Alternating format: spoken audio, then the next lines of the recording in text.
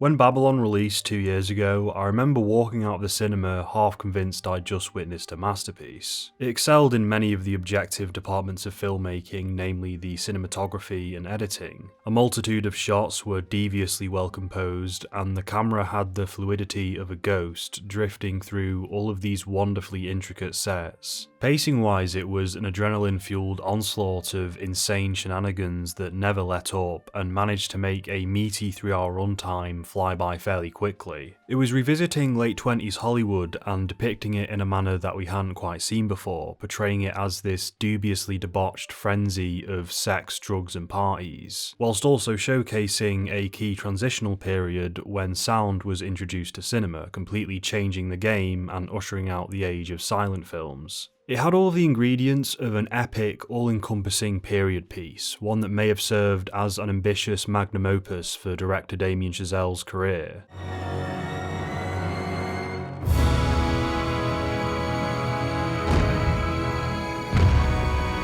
Yet despite all of this, as I thought back on this film numerous times over the last few years, something always felt off, as though it was missing a fundamental piece. The more I reminisced over the film, the less enthusiasm I had for it, and the less compelled I was to ever rewatch it. The fact that this film hadn't done financially well at all was also an indicator to me that it had failed to resonate with most audiences. A film starring Brad Pitt and Margot Robbie with the cinematic sensibilities of A Wolf of Wall Street should not have been this unpopular, so something had to be amiss. It had a poor reception from critics and audiences, despite it being a fairly impressive film, at least on a technical level, as well as having a critically acclaimed director at the helm. Due to its poor performance at the box office and its panning by critics, it did receive a partial cult following online, as I recall. Many people exclaiming that the critics had overlooked a tremendous work of art with a variety of poignant messages. My indifference towards this film, as well as the overall indifference it received from audiences, always did perplex me, so I decided to make this video where I'd get to the bottom, or at least try and get to the bottom of the issue. What exactly was the deal with Babylon? Well, we're going to find that out in this video, hopefully.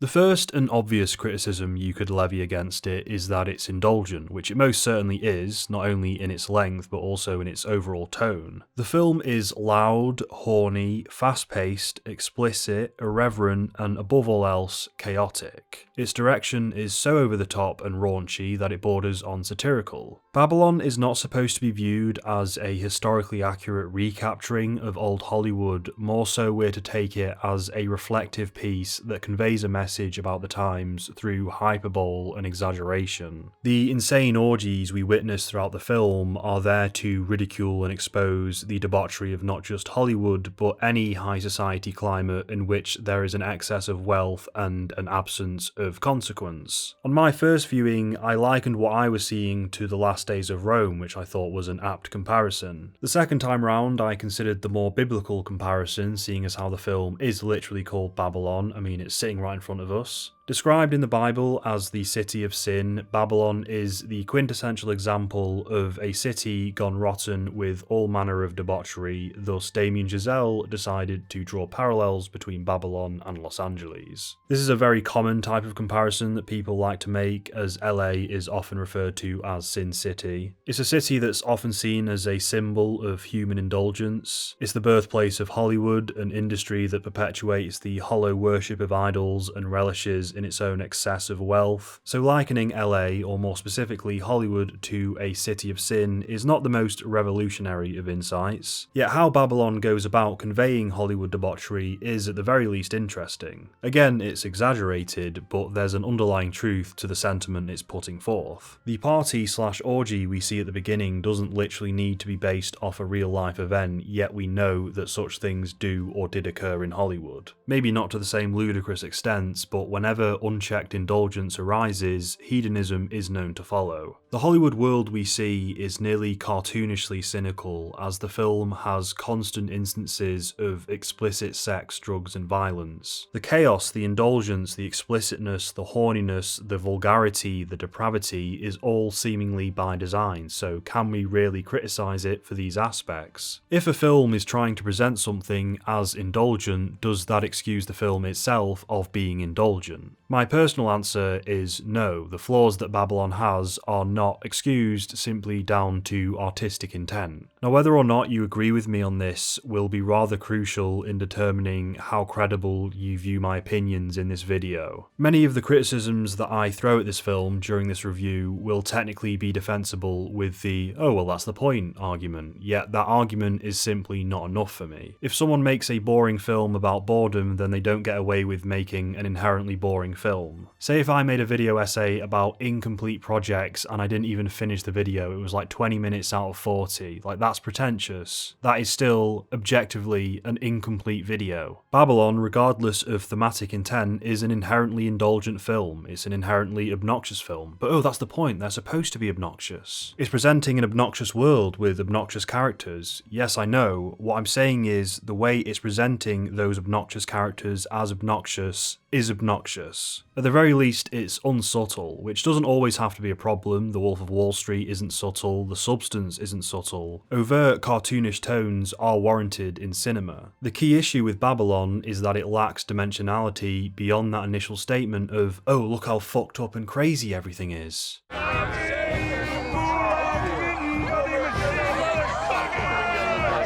Very early on do you become accustomed to that starting theme of the debauchery of Hollywood, but soon after you begin to ask, okay, what else? That's one point, how are we going to expand upon that? The film depicts the behind the scenes of movie making as this dangerous, violent endeavour. It depicts Hollywood parties to be wrought with sex and drugs. It portrays film stars as reckless, alcoholic hooligans. It does this all within the first two sequences, mind you, which admittedly are very engrossing. Together they make up the first hour of the film, but due to the immaculate montaging, the time flies by. The party has some rough moments, but that second sequence showcasing the movie making process is fantastic. However, all of these statements it's making about Hollywood culture are starting ideas. They're interesting to digest on first watch, but because they never develop into anything profound, on rewatch they aren't of much intrigue. As a whole, this film does not hold up on rewatch. It's not that these initial themes are forgotten about, in fact they're mostly just repeated over and over again until the film comes to a close. This movie is comprised of multiple extended sequences, all with the same pacing and montaging style, all with the same energy and tone, all evoking more or less the same emotions and expressing the same messages. Wow, Hollywood sure is crazy. The movie making process is wild, especially back then. While these people sure were sex crazed and drug addicted, even if these sequences were all perfectly well made on their own, the sheer quantity of them is unwarranted. I'm not saying change the tone, just keep the tone, trim out the fat. We have too much of the same thing. A lot of the sequences are entertaining on an individual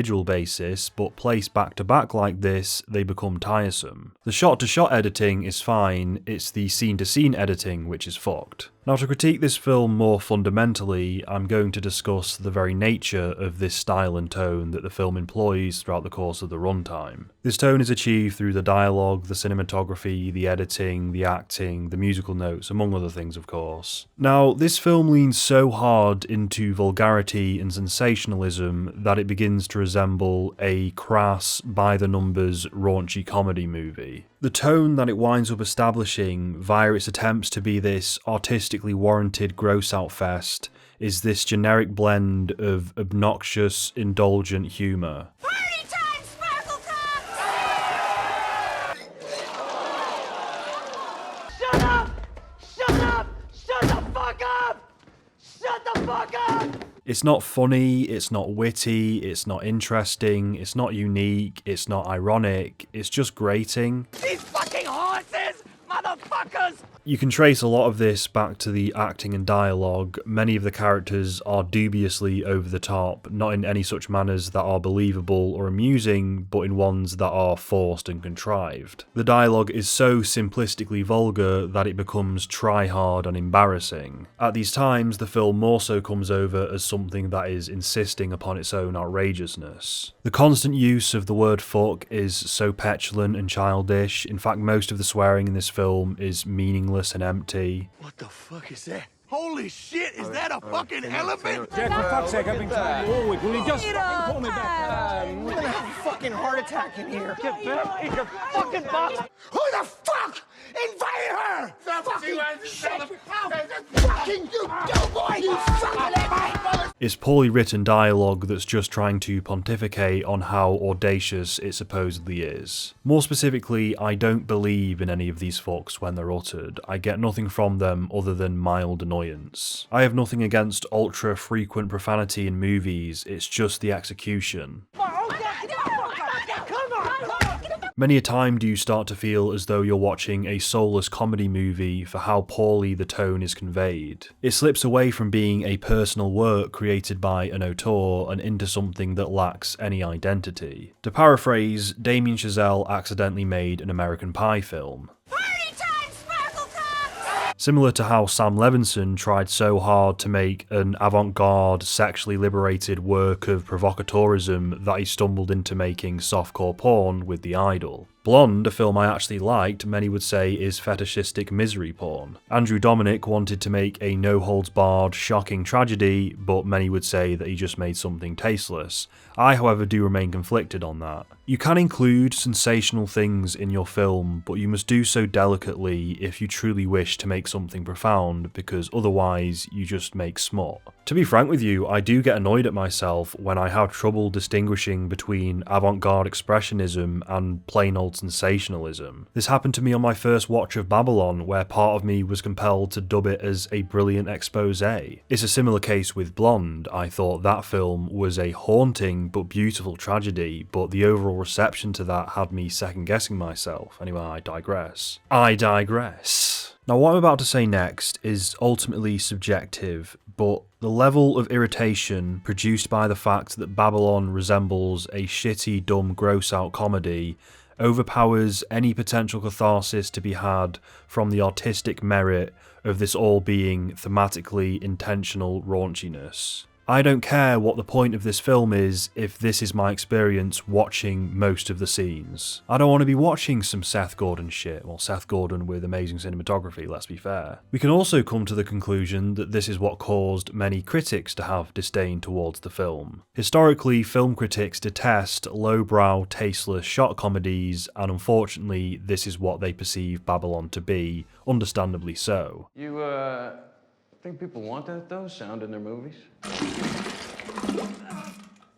Yeah, why wouldn't they? When I revisited the film for this review, that lewd, immature tone was so much more apparent to me, and when you do start to view the film through that particular lens, it really does start to sour the rest of the movie. It completely recontextualizes all the things you're seeing in a very damning way. Now when I observed this frantic, fast-paced direction, I began to view it as a bombardment of shocking dopamine hits, a desperate assault on the senses. This film opens with a scene where we see a close-up shot of an elephant's arsehole as it spews a tidal wave of shit onto the surrounding people. Again, this may be to demonstrate how perversely farcical this world is, where the elite's appetites have reached such maddening heights that now an elephant is needing to be transported up the LA hills so it can make a whimsical appearance at a lavish party. There's also the possible commentary of the help being the ones who have to deal with this arduous effort all for the sake of this dumb extravagance. In the process, they literally get shat on. There's that way of looking at it, but then there's also the fact that we have a scene where an elephant sprays shit from its arsehole. Either this is humorous, justified, and meaningfully satirical to you, or it's just a stupid, low-effort, gross-out gag, and either interpretation is extremely understandable. And the film rides this fine line between meaningful and asinine throughout its entire runtime. Fires on set, people getting grievously wounded on set, shootouts, car accidents, people falling off balconies, penises, vaginas, sex, drugs. Constant pandemonium. On my second watch, instead of this being a clever commentary on excess, it just became a tirade of noise.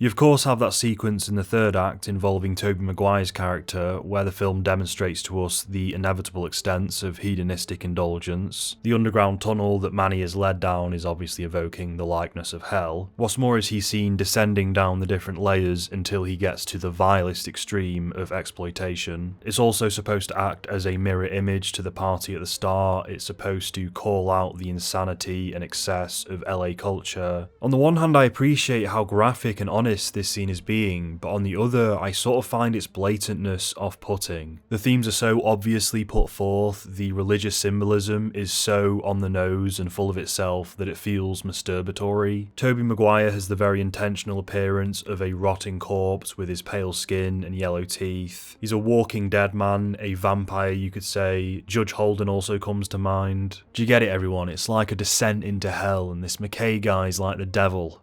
Deep much? Maguire expositing all of the quintessential hedonist remarks. Oh, things have grown dreadfully tame these days. We should put this man in a movie. He'd be a star. This city used to know how to have a good time. This is such a drag now. They still know how to party here, though. He will do anything for cash. Get it? Because it's all about how exploitative the industry is. To be fair, this might be stimulating to a lot of people. Very intellectually stimulating. I don't mean to delegitimize your experience. It's just with me, I can't help but see it all as masturbatory and ultimately surface level. Hollywood has just become so stale. Don't you agree? Surgery in an opera? How wonderfully decadent. I don't want to draw any lines in the sand by saying that this film is this or that. I merely wanted to highlight the unintentional duality of its tone, as it causes one to have conflicting feelings towards the movie. My experience of watching this film comprised of a mental wrestling match taking place in my mind between the two possible ways you could interpret its style. What are you? Are you insightful or idiotic? Are you sophisticated or unsophisticated? The two possibilities kept overlapping, making it difficult to determine whether this film worked or not, especially for an indecisive wreck like me. Unfortunately, what ended up happening with me was the obnoxious vulgarity won out over the more sophisticated stuff. It's not that the film doesn't have any competent moments or interesting themes, it's just that it has too little, and that meagre amount is then drowned out by the sheer volume of indulgence and silliness. All of the negative aspects to this film that I've mentioned so far in this video are unfortunately in great abundance throughout the whole 3-hour runtime. Of course, we still have the cinematography, the editing, and the score, which are masterful and highly unique. In those categories, the film has a solid and firm creative identity. However, dialogue and acting are still fundamental ingredients to a movie, and if those things are flawed, or at the very least in Babylon's case, uber simplistic, it can be very devastating to the rest of the film. You fucked my life! Rather devastating to the overall experience. Yeah, she's the one having sex with the ice sculpture. Yet those other factors do need to be praised. This film had some of the best cinematography of 2022, the shots were extremely well composed, but above all else, intricate and complex. So much choreography, so many moving parts, so many extras, props and pieces of machinery. The cinematography possessed a vibrant range of colours, all of which complemented each other wonderfully. The balancing of colours is gorgeous, the lighting is impeccable. During that one scene of them filming that penultimate movie shot atop the hill, both the cinematography and the score coalesce to successfully create this sense of grandiose cinema. This scene is all about Manny seeing the unbridled beauty of movie making, and that emotion is perfectly communicated. Manny is taken aback, we the audience are taken aback, because this scene, this shot is triumphant, is inspiring. In this instance, the film actually does have a degree of meaningfulness.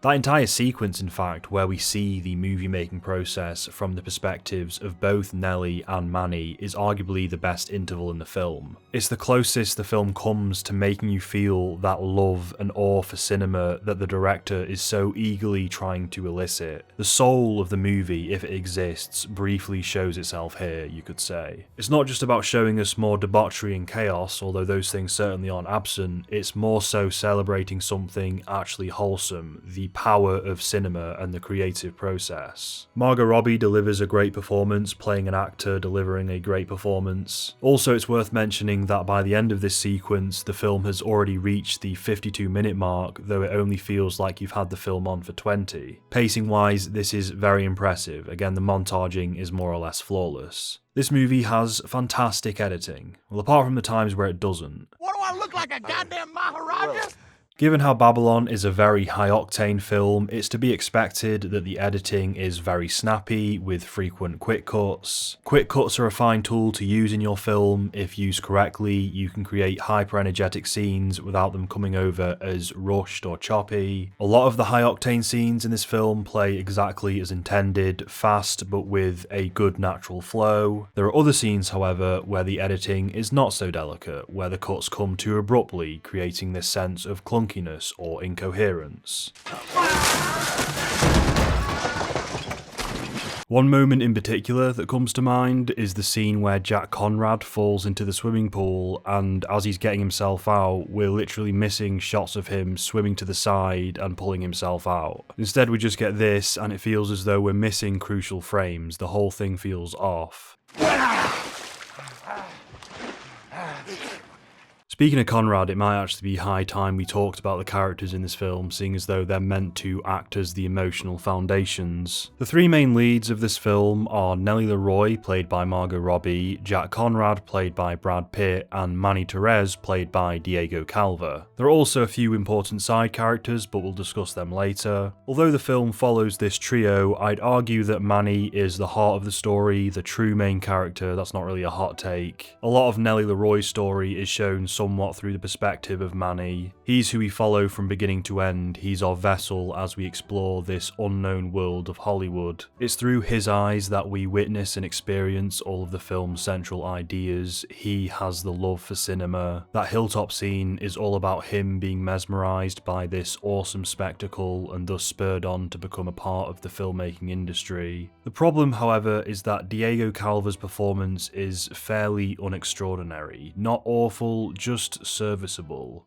Or wherever. Wherever. You can wherever. be You the could be fucking Wild West, you anywhere. can be the fucking space, you can be like... He doesn't have that much emotional range, it's a lot of the same basic facial expressions. The character wasn't that personable or interesting, and I was never placed firmly in his shoes as there wasn't anything substantial enough to connect with. All he had was that one-note love for filmmaking, which quite frankly wasn't enough for me. Again, we had that potent hilltop scene, but that was the scene carrying that, not the character. It was the same for Margot Robbie and Brad Pitt's characters. I found them quite hollow, and herein lies one of the major flaws of this film. Yes, it has all of this lavish filmmaking and these grandiose sentiments, but it doesn't really have a heart, at least where the characters are concerned. Margot Robbie gives a good performance, not a particularly distinct one when it comes to the rest of her career, but a competent one all the same. The way her character is written, however, leaves much to be desired. She's supposed to be this raucous, sexually liberated hooligan who is likeably chaotic, I suppose. She's wild but talented, like a lot of brilliant artists. However, I never found myself liking or caring for her, not necessarily because she was obnoxious or assaholic, but just because the way her obnoxiousness was presented was dull. Again, like the film itself, she was depicted in the vein of a generic comedy character. All she does is swear, do drugs, behave a bit like an arsehole, and dance provocatively. She never evolves into anything beyond her base character description. There's one feeble attempt to flesh her out or humanize her near the middle of the film, where she goes to visit her mentally ill mother in a psychiatric ward, but the scene is fed to us in this insultingly abrupt manner. No time to breathe, fucking blink and you'll miss it. Again, I'm not trying to say that you can't have a lewd character be likeable. That isn't the problem here. The problem is that it's a one-dimensional lewd character. Most of her scenes consisted of her expositing that try-hard edgy dialogue, which really did not do any favours for her. I guess what they were going for was John Belushi from Animal House, but really what they ended up getting was, I don't know, Stifler,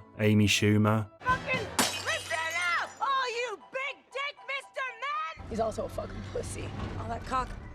No balls. You fucking piece of shit! Fucking bullshit fucking pussies! She's not funny, she's not unique in any way, she's just boring. It's an utter waste of Margot Robbie's talent. Also, the fact that a lot of her scenes are in service of that aforementioned raunchy tone. There's an entire scene where she goes off and fights a snake, and it's like, who gives a shit? This is a boring gimmick of a scene. Brad Pitt yells, "Fuck yeah!" and it's like we're watching some fucking generic frat boy film by Todd Phillips. You know, there's moments in comedy films where it's like, I just got hit by a car! I just got hit by a car! Fuck yeah! And everyone goes, yeah! It's so fucking cringe, man. All in all, Margot Robbie's character winds up being moulded into this overly simplistic, one-note gimmick that evokes no emotion from the viewer. Oh, so she represents a particular breed of actress from 1920s Hollywood, but so what? She isn't this snarky, clever, sexually provocative woman, she's just an annoying douchebag.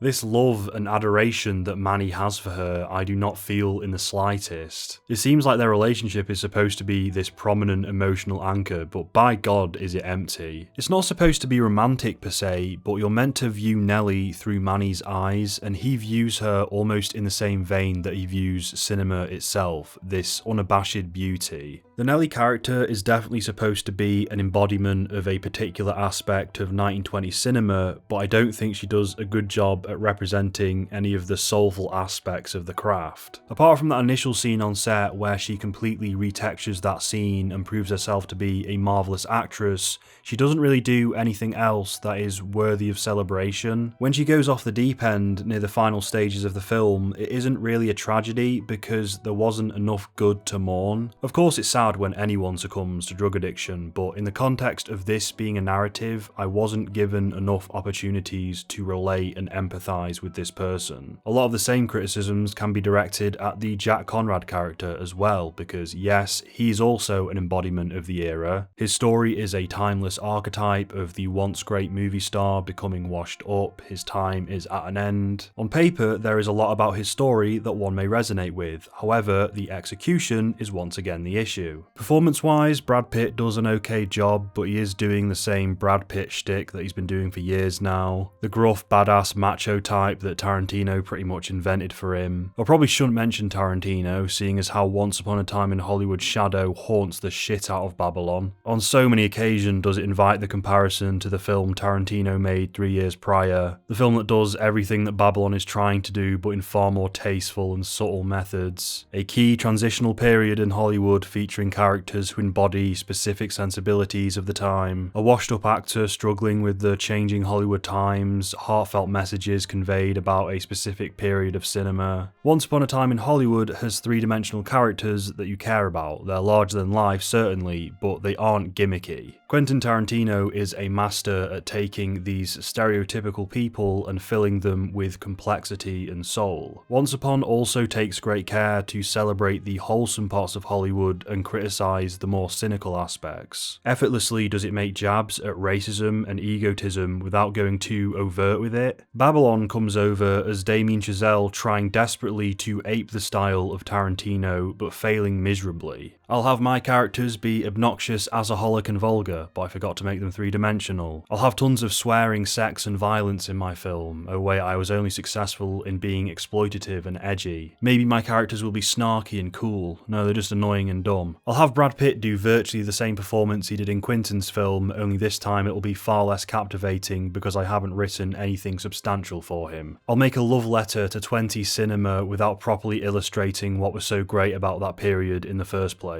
I'm on cocaine and this seems like a great idea. Fuck me is the dialogue in this film just wannabe Tarantino. It even gets to the point where we have this line, which is nearly identical to a line from The Hateful Eight. You know, when I first moved to LA, you know what signs on all the doors read? No actors or dogs allowed. You wanna know what that sign says, Senor Bob? No dogs or Mexicans allowed. Turning another director's cinematic essence into a pastiche for your own movie is quite sickening. And this is also probably another reason why the film didn't do so well financially or critically, because people were like, we just saw Once Upon a Time in Hollywood not too long ago, what's this? Coming back to the Jack Conrad story, there is a theme there, a fairly derivative one, but a theme nonetheless. He's washed up and hasn't quite accepted it yet, the rise of talkies has made him obsolete, and the film is essentially about him fighting a battle that's already over. Since since there isn't that much to his character, I was never invested in this story. When the scene arises where he insists to his pretentious girlfriend that what he does means something, the scene wants to be championing the legitimacy of the cinematic arts in this inspiring way, but it falls flat because, again, the film hasn't done a good job at making you fall in love with the craft. It's not a low art, you know. I want you to know that. What I do means something to millions of people. It's supposed to be this culminating moment for Jack Conrad where the themes of his story make themselves known, but there's no weight to it, not enough screen time devoted to setting this up. What happens up on that screen means something. Maybe not to you in your ivory tower. It's just insisting upon itself. I don't care about this character, I don't care about his story, and within the context of this film's world, I don't care about the filmmaking process. Real people, on the ground, it means something. Conrad later has his penultimate scene where he goes to visit the film critic Eleanor and undergoes a sort of therapy session. Eleanor bluntly lays out the fact that his career is finished, but also offers him some comfort with the notion that he's essentially been immortalized through film. Anytime someone threads a frame of yours through a sprocket, you will be alive again. Conrad is encouraged to be grateful that he had his time in the spotlight to begin with. A child born in 50 years will stumble across your image flickering on a screen and feel he knows you, like a friend. This supposedly vindictive critic is actually being sympathetic to Jack Conrad's position.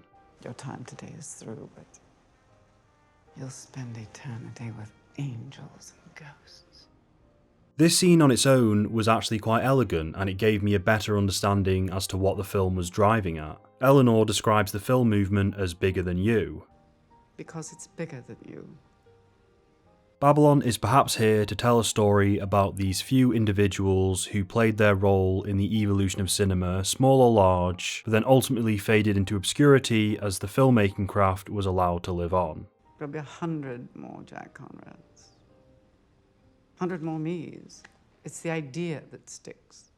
Ideas outlive us all, cinema outlives us all, we should be content with the fact that we were able to be a part of it. A beautiful sentiment, to be fair. I don't really get that from the rest of the film, but within this scene it was rather touching. I also finally caught a glimpse of humanity in Brad Pitt's performance. It helps that there's no score, no janky editing, no larger-than-life acting, it's just a simple conversation. The film needed more moments like these, spaces where ideas were allowed to breathe. What happened was you thought the house needed you, but it doesn't. From this point forward, Jack Conrad is accepting of the fact that his time is at an end. We have a scene showing his final time on set where he has words with the makeup artist and they reminisce on all of the films they've worked on together. How many movies we've done together now? This makes 82. A little too late to introduce this theme of cherishing the earnest friends you make along the way, but whatever. We also get this moment where Conrad gazes over at the film crew, his eyes drifting across all the various production members. The director, speaking to the young actor in the background, exclaims the words, "Brought you all the way to this point, brought you so far." That has brought you all the way to this point, brought you so far in life. This is effectively Jack saying thank you and goodbye to all of his filmmaking colleagues, all of the helping hands that were instrumental in making his career what it was. Again, this falls in line with the love letter to movie making motif where we have this appreciation shot of all the unsung contributors to the cinematic process. It's somewhat touching, but like I said before, it's too little too late. The film hasn't really been at all about this up until right now, so it feels a little thrown in. And can we please get a hand for all of the underappreciated crew members who make what we do here possible? Like, dude, this film's just been Margot Robbie doing drugs and dry humping statues. You haven't earned this theme. How many movies we've done together now? Finally, Conrad ends up killing himself, which I'm not opposed to, but the way it's handled is with this Guy Ritchie blood splatter on the wall, which I wasn't fond of. Again, sensational, not sensitive, too comically brutal for me to take seriously.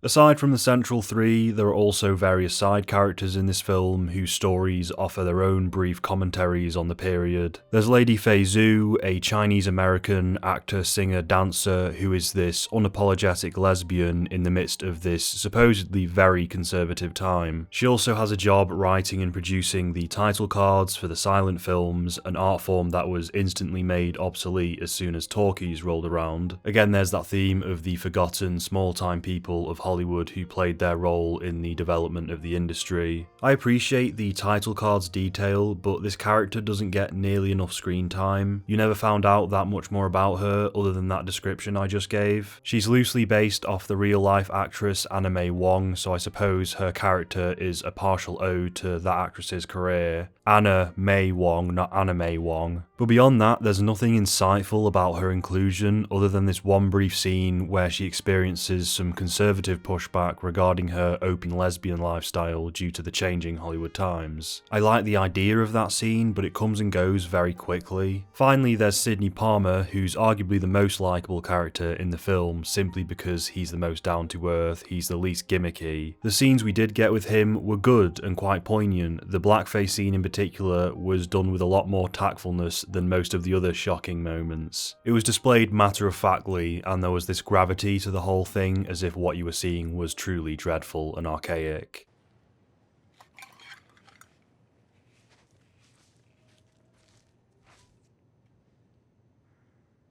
I like how he's immediately just like, yeah, fuck this, I'm out. You'll need that to come back. It's okay, I won't be back. He probably has the most uplifting, non-disastrous ending, with him retreating to small venues where the audiences respect him both as a person and as an artist. The industry is ripe with rot and corruption, but the art is pure, so Sidney removes himself from the industry but keeps the art alive. Does this person have an ample amount of screen time? No, but at least we got a few poignant scenes with him. Another one of the crucial themes that I've only made brief reference to throughout this video is the transition from silent films to talkies. Similar to many films that came before Babylon which depicted past eras of Hollywood, this film has a story showcasing a key intersection in filmmaking history where one particular era ended and was replaced by the next thing. Usually these films will have a lot of nostalgic sentiments as they lament on times that are no longer. Sometimes these works can be very self-indulgent, but if done properly and subtly, you can end up with something truly beautiful. There are several different aspects of 1920s cinema that Babylon is lamenting over, or at least trying to lament over. One is the lost art of silent filmmaking, as well as the movie stars who thrived during its heyday but were later made obsolete. That's the entire point of Jack Conrad's story. He represents all of the movie stars who only knew the acting art form as a strictly visual medium and so had little to no experience when it came to working on films with sound. A secondary element that it's highlighting is this conversion from a more liberal Hollywood to a rigid conservative one. During the first half of the film, we witness this Wild West, unabashed attitude towards anything and everything. Film sets seem to be more hectic and chaotic, parties are utterly no holds barred. The very content of the films being worked on, as perceived through Nellie Leroy's career, was far more sexually open than what was allowed to come later. However, as the story proceeds, we start to see this change in mentality occur in Hollywood. This blasé attitude towards sexuality and other things is repressed. At least that's how it's communicated in the narrative. Now in real life, the reason for this conservative pushback was most likely down to the implementation of the Hays Code, which was essentially a list of do's and don'ts when it came to what was allowed to be shown in a movie. It was a very rigid and archaic set of rules that prohibited things like sex, nudity and profanity. Films were also not allowed to portray villainous people in such lights where the audience may sympathise with them. So introspective, morally grey deep dives on criminals not allowed. A film such as 1931's The Public Enemy, which portrayed the life story of a gangster, was a blatant violation of the code. And just to also put into perspective how messed up these rules were, there was one particular rule that prohibited the depiction of romantic relationships between white and black people. The code gradually came into effect between the late 20s to early 30s, the exact period of time which Babylon takes place in. Now weirdly, Babylon makes no mention of the code, even though it's showcasing the effects it had on Hollywood. From watching the film, you'll you're given the impression that it was this conversion from silence to talkies that was the leading cause of this cultural shift, but I doubt that was the case. It causes this whole critique of conservatism to be a little half-baked, as it doesn't properly represent the situation. I've already prefaced multiple times how explicit this film is, but that explicitness is most certainly there to act as this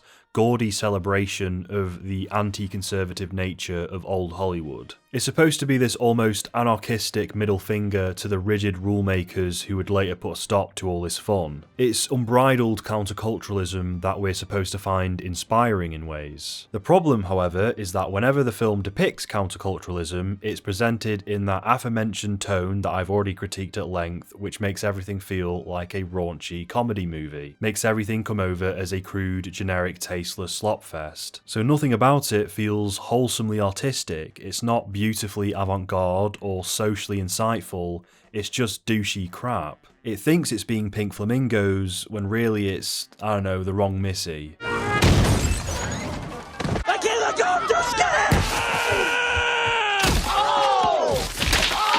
Babylon does the countercultural movement a disservice for how indelicately it showcases it. There's nothing here worthy of celebration. A close-up shot of an elephant's arsehole as it projectile diarrheas over a bunch of people. Lady Feizu singing this awful song about pussy, constant contrived uses of the F-bomb. Tim, you're fired.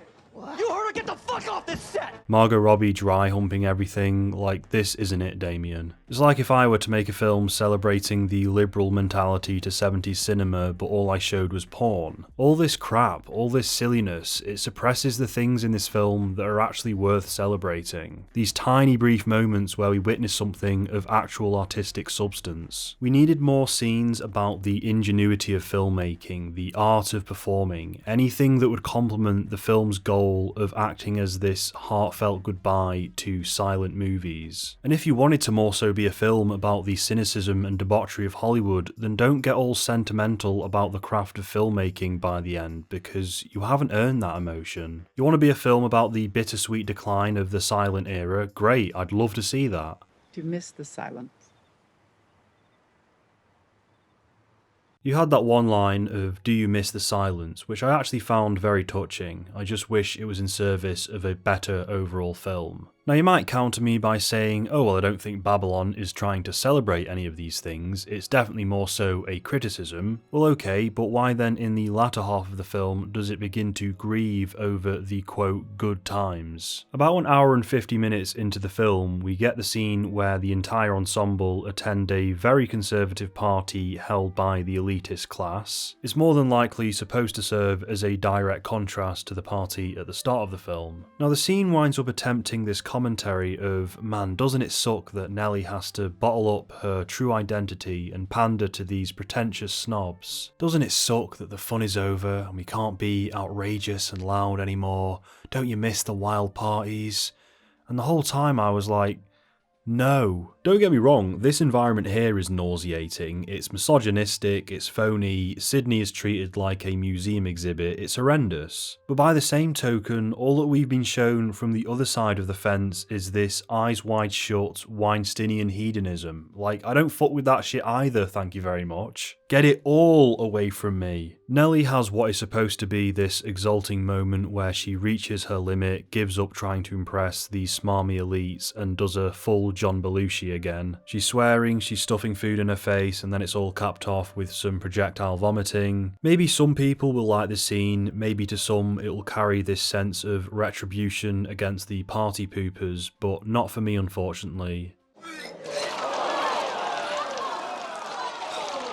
To summarise some of the things I've said already, Babylon reduces avant-garde expressionism to a bunch of dumb jokes about pee, puke and penises, and thus serves as a crooked love letter to 20s cinema. A love letter which forgets to emphasise the integral factors which made the art form, as well as the period in which it existed, so important. When the final scene rolls around and confronts us with this exorbitant montage of cinema going from early film to present day, communicating this message about the inevitable irreplaceable but spectacular life that cinema will go on to live long after Manny and everyone he once knew have passed on. It is certainly striking to say the least, but ultimately it rings hollow. We have that returning theme of the small parts that individuals like Manny play in the eternal movement of filmmaking that is bigger than all of us. It is a neat idea, I'll admit, and I wish I could share in the enthusiasm. However, the emotions simply aren't there. The soul isn't there.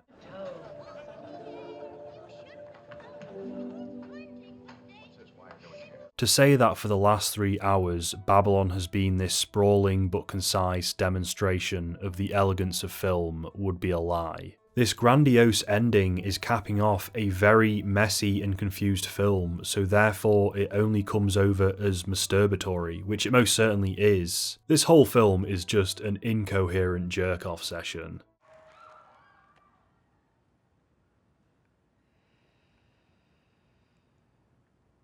Bro, Avatar. Babylon lacks profundity and spirit. That slow jazz number, which reprises itself numerous times throughout the film, is an inappropriate addition as it suggests an inflection of sensitivity and somberness, tones which are for the most part never replicated by the film's narrative.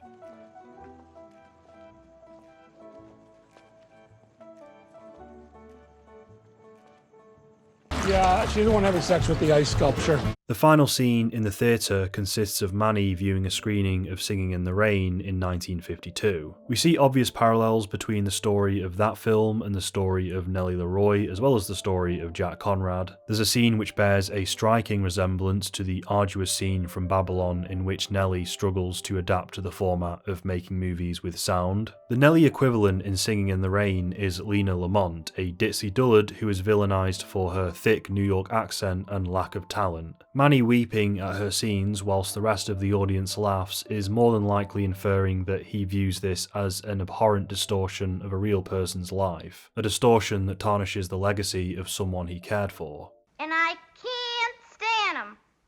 And I can't stand him. Eleanor's trying to civilize me for talkies. Ain't that nice? Isn't that nice? And more attire next time. The parallels between Nellie and Lena are apparent, especially their two very thick New York/New Jersey accents which are made fun of. Both characters are viewed by a conservative audience as oafish, clumsy, and unlikable. The Jersey thing doesn't work anymore. Today's audiences find her pornographic.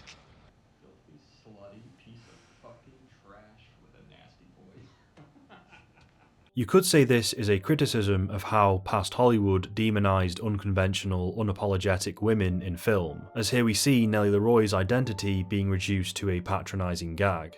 But you have to talk into the mic first. In the bush. Now try it again. I may be giving this film way too much credit, but if this was truly what it was going for, then it probably would have been more resonant had the actual Nellie Leroy character not also been a gimmick. Accidentally, Damien Chazelle may have done to Leroy what Singing in the Rain did to Lena Lamont, which is make her utterly unsympathetic. However, perhaps that too was the point. God damn it, you fucking pussies! You fucking piece of shit! Fucking bullshit fucking pussies!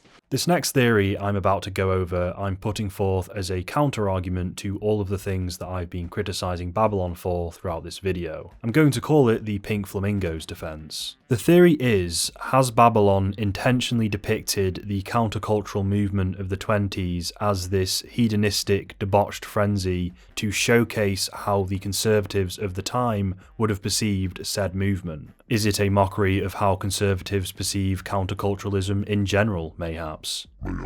Is the depiction of Nellie Leroy not so much a character but a caricature? A cynical characterization of a sexually liberated woman to highlight how a misogynistic old Hollywood would have viewed such an individual? Has it intentionally scandalized her identity to parallel how Singing in the Rain villainized the character of Lena Lamont? These were just some ideas that came into my head when I was watching that final scene. Babylon is a movie that feels like it was directed by an obnoxious arsehole. Its visual language has the sensibilities of an obnoxious arsehole, as do its characters and the overall dialogue. Is this all by design? Is it trying to be as off-putting as possible so that in your own mind you begin to villainize counterculturalism, the same way that all of these elite conservatives did during the period?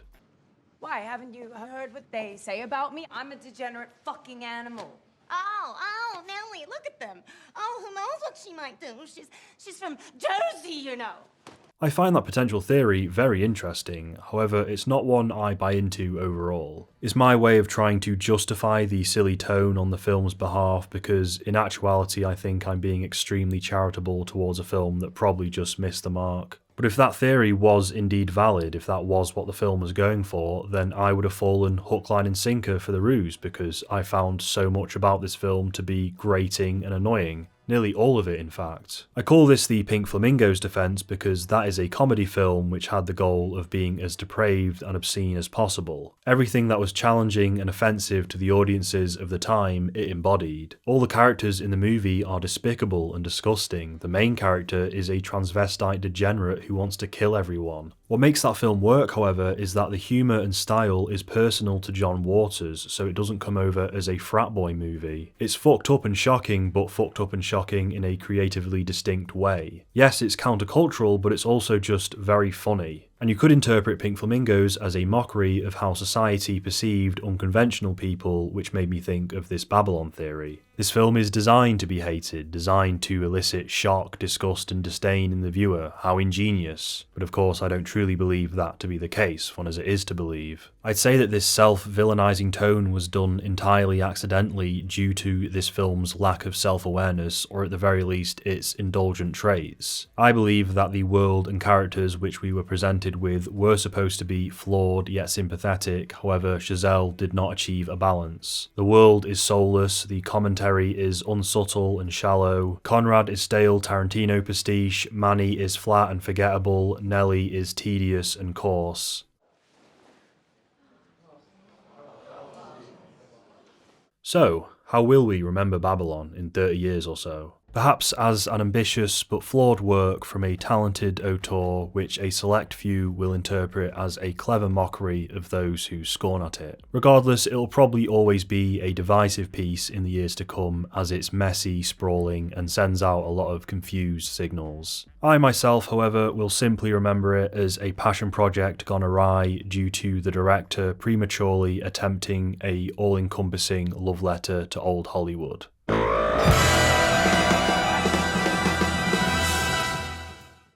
Thank you so much for watching. We're at the end of the video now. I always say this, but if you've made it this far, you're an absolute legend. Thank you so much. You've stuck with me. You've watched a long form video of mine. It's an absolute, it feels fucking great. Thank you. And one final point, just to clarify something, I don't think Singing in the Rain is a mean-spirited film. I actually watched it for the first time in preparation for this video, and I really enjoyed myself. Extremely vibrant colour palette, and the musical numbers are incredible, obviously. I don't necessarily think that the Lena Lamont character is sexist, because sometimes the villain can be a woman. There's more about her character that makes her the villain in that, which I didn't really go into, like she is spoiled and entitled. I was just entertaining some of these theories because I was trying to pick up what I thought Babylon was putting down. But yeah, go watch Singing in the Rain if you haven't already. It's a great film. What do you think of it, Dexter? It'll never amount to a thing. Yeah, that's what they said about the horseless carriage.